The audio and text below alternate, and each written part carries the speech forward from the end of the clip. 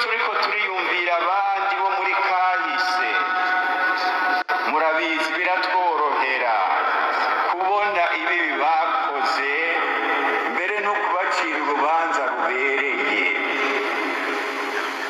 kuko tuca tubona yuko bamenje kandi by'ukuri baba baramenje. Ariko none twibaze, kuko aho niho ijambo ry'Imana ribwirizwa kudushikana. Twibaze none uko kubona ibibi byabaye muri kahise, ubwo biradufasha kutaba nkabo.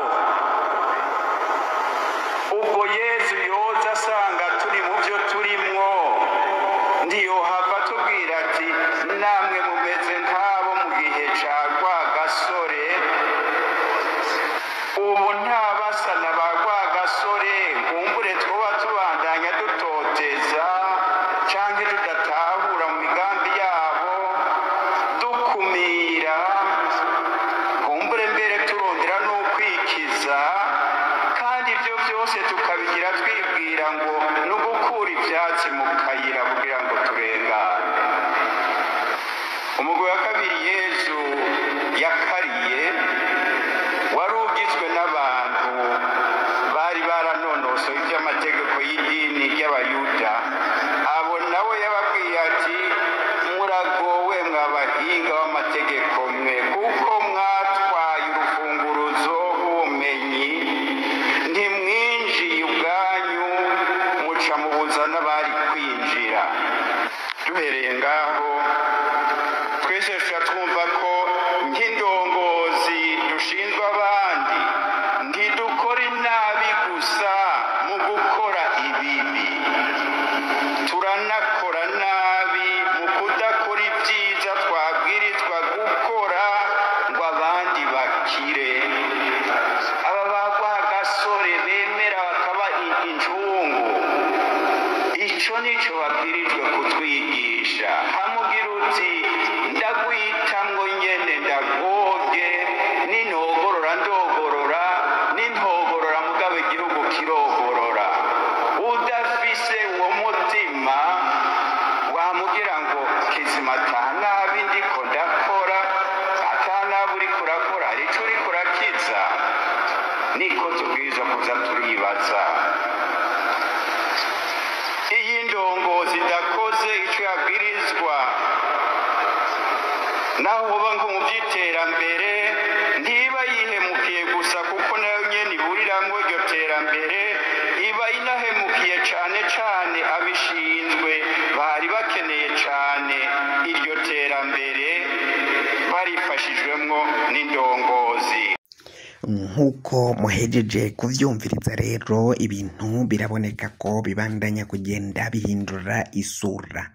Musenyeri Gervasi Banshimiye-Ubusa nk'uko yabishikirije ko hari indongozi yari karakebura, kandi izo ndongozi hakaba harimwo umukuru w'igihugu cacu c'u Burundi Variston Ndayishimiye. Kuko mwamwirabiye yariko araraba, ariko arumviriza inkeburo uyu musenyeri Banshimiye-Ubusa yariko aramuha. Biboneka ko hari abatotezwa ngaha mu gihugu c'u Burundi, kandi ibyo bavuze ari ukuri.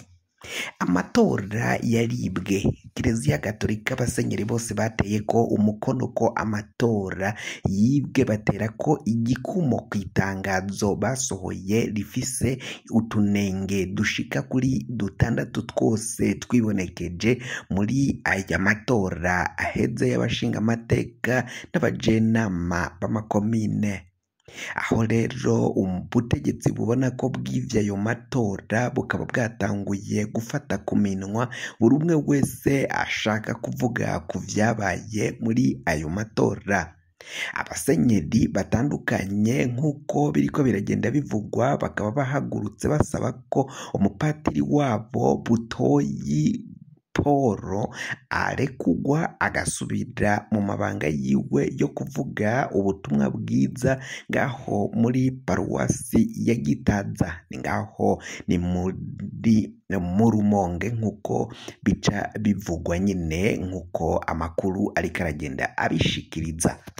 Fyonda subscribe niba ukoresha ururimi rw'icongereza canke niba ukoresha ururimi rw'igifaransa urafyonda sabone, hama uraca uja ngaha iburyo urafyonda no kwa kantu kameze nk'agakengeri.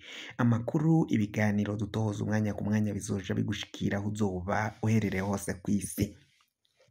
Amakuru yacu reka tuyatangurire kuri iyi nkuru y'akababaro iriko iravugwa ngaha mu gihugu cacu Burundi, aho iperereza rya Perezida Varisito Ndayishimiye yategetse ko bata muri yompi bahagarika umupatiri Butoyi Paul. Uyu akaba yarasanzwe arangurira amabanga yiwe yo kuvuga ubutumwa bwiza muri paruwasi Gitaza, aho yahagaritswe ku murango ejo agiheza gusoma inkuka y'imisa ngaho muri paruwasi ya Gitaza. Uyu patiri Butoyi Paul yahagaritswe n'iperereza ahejeje gusoma inkuka y'imisa. Hari umusaseridoti wa Ekleziya Gatolika yafashwe nyine ngaho ni mu ntara ya Rumonge, mu ntara za kera, ubu ni mu ntara mu ndinganizo nshasha turayisanga muri Muhuta, izoba iri mu Bujumbura, mu ntara ya Bujumbura, mu ntara nshasha niho Rumonge iriko irabarizwa. Aho rero patiri Butoyi Paul yafashwe nyuma y'imisa yasomye, aho yaneguye bimwe mu vyaranze amatora, ariko ahamagarira abarundi bose gukomeza ubumwe, gufatanya, gufashanya, atakwitandukanya, atagucanacanamwo. Nivyo yahanuye abarundi ngaho muri iyo nkuka y'imisa. Aho rero patiri Butoyi Paul yavuga ko ibicanishamwo abarundi vyose ivyo vyozanana hose biba binuka nk'umwanda mukuru, binuka nk'amavyi. Abana b'Imana bakwiriye kwama bavyamirira kure. Ivyo nivyo patiri Butoyi yariko arigisha muri iyo nkuka y'imisa yasoma ngaho muri paruwasi Gitaza ngaho mu ntara ya Rumonge. Mu kanya gato agiheza gutanga ubwo butumwa yarahavuye iperereza rica rishika ngaho kuri paruwasi, aho rero yaciye atabwa muri yompi ajanwa n'iperereza. Abo muri Ekleziya Gatolika barimo baribaza imvo uyu mupatiri yoba yahagaritswe, ni mu gihe biboneka ko ivyo ubutumwa yari karatanga ari ubutumwa bushira hamwe abenegihugu, buhamagarira abanyagihugu kuja kumwe. Ni mu gihe ubutegetsi bwo buvuga ko bwasohoye itangazo mu bushikiranganji bw'intwaro yo hagati mu gihugu, iterambere rusangi n'umutekano, ko ata muntu n'umwe agomba gusubira kuvuga ku bijanye n'amatora. Ayo matora yabaye y'abashinga amateka n'abajenama b'amakomine, vyarabonetse ko ubutegetsi bwa Varisito Ndayishimiye, ubutegetsi bwa CNDD-FDD, umugambwe utwaye igihugu, baraciye biba amatora. Babonye ko abandi babibonye canke abari bitoje babonye ko bibwe amatora, baca bategeka ko ata n'umwe azosubira kuvuga kuri ubwo busuma bwakozwe n'umugambwe uri ku butegetsi, umugambwe wa CNDD-FDD.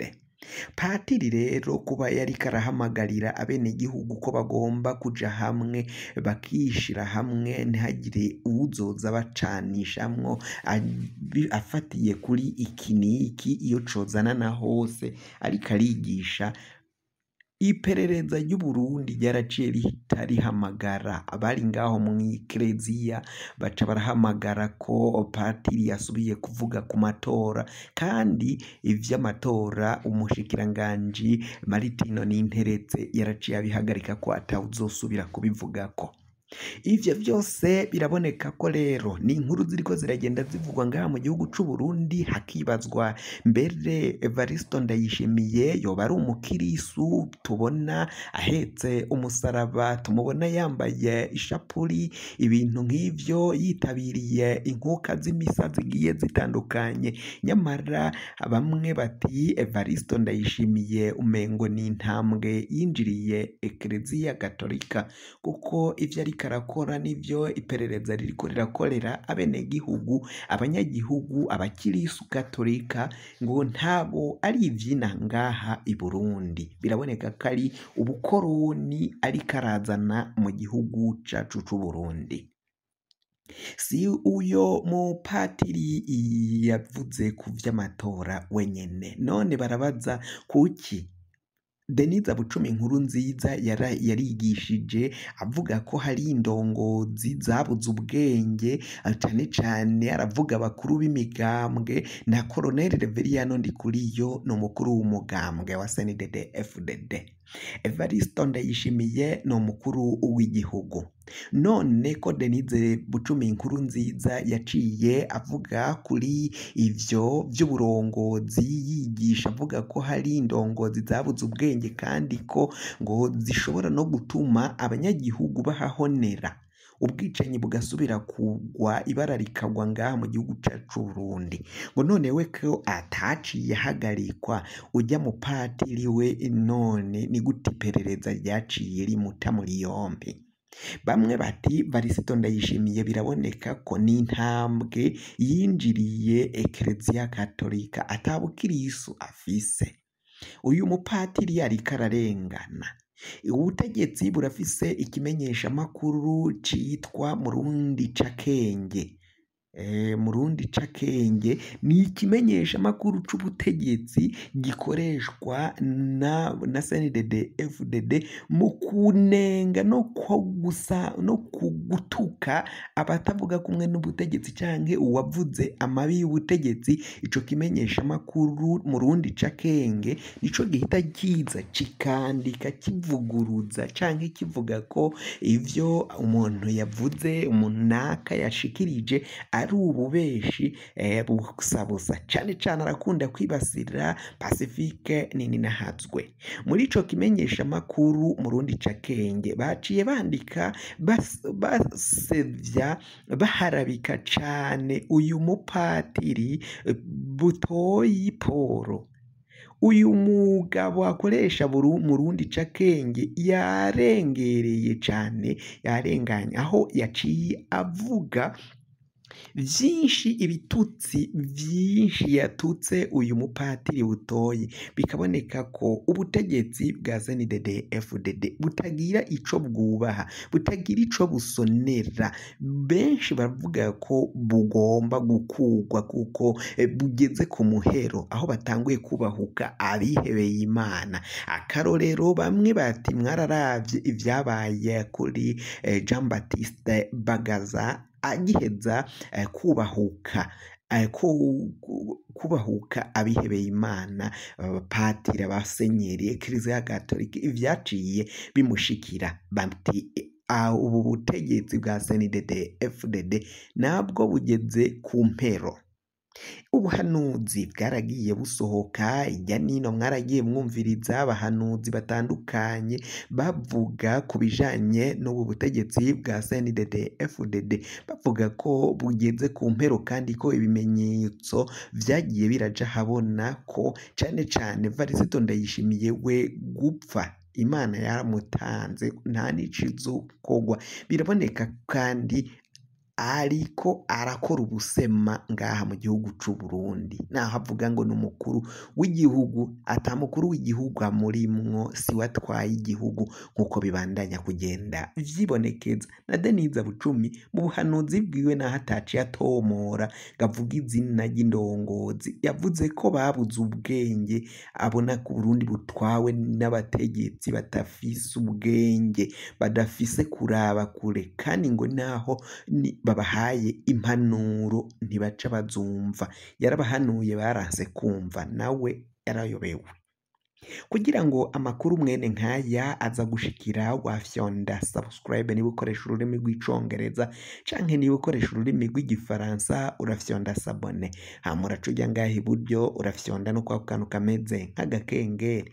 Amakuru, ibiganiro dutoza umwanya ku mwanya bizoca bigushikira aho uzoba uherereye hose kw'isi.